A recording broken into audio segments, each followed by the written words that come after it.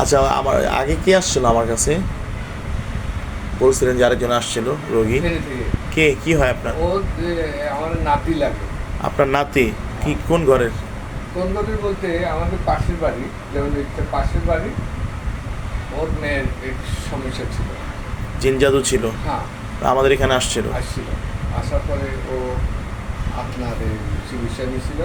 চিকিৎসা নেওয়ার পরে আল্লাহর রহমতে ইনশাআল্লাহ ভালো হয়ে গেছে। আলহামদুলিল্লাহ, আল্লাহ পাক সুস্থ করছে। আল্লাহ পাক সুস্থ করছে। এরপরে ওর কাছ থেকে আমরা এই রেজাল্টটা পাইছি, যে ঠিকানাটা পাইছি, যে ও বললো যে আপনি এভাবে চিটাঙ্গর যাই, যে আপনার কথা বললো, ওখানে যাই আপনি দেখেন। ওরও জিন জাদু সমস্যা ছিল, ওর জন্য সব সমস্যা ছিল, ও সুস্থ হয়ে গেছে। আল্লাহ পাক সুস্থ করছে আলহামদুলিল্লাহ।